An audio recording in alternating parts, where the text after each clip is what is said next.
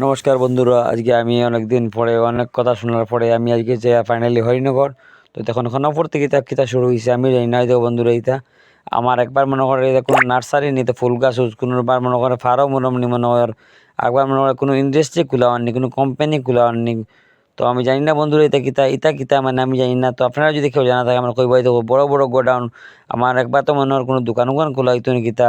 আর এটা আপনার খনপুর থেকে স্টার্ট হয়েছে পুরা হরিনগর পর্যন্ত বড় বড় বিল্ডিং বানানি। আর এটা মানে আমি প্রথমবার দেখি আর এই রোডে দেখো সবজি বিচরা মাঝে রয়ে গেছে আর ঘর বানানো হয়েছে, ধান মাঝে রয়ে গেছে, ধান লাগানি আর ঘর বানানো গেছে ওরকম বন্ধুরা। তো আমার বুকের ভিতরে কি তেমন একটা প্রশ্ন লই আইছি আমি বন্ধুরা, পুরা হরিনগর গেছি এবার আইছি কিন্তু আমি ধরতে পারছি না এটা কিতা।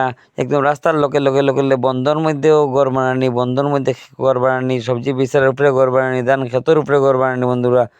তো আমি তো বুঝছি না কিতা বন্ধুরা, আপনারা যদি কেউ জানা থাকে আমার কইবা। আমার বুকের মধ্যে বহুত বড় একটা প্রশ্ন লই আমি আইছি।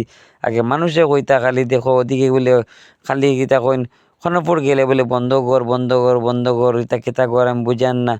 তো আজকে যে ফাইনালি যখন আমি আইছি আমিও দেখি পুরো অবাক হয়ে গেছি বন্ধুরা, বন্ধর মধ্যে ঘর এটা দেখো না, এটা মানে লোহার ফাঁদ দিয়ে ওরকম ওরকম ওরকম ঘর বানানি বন্ধুরা। তো আমার বুকও মধ্যে একটা প্রশ্ন জাগছে বন্ধুরা, এটা কিতা।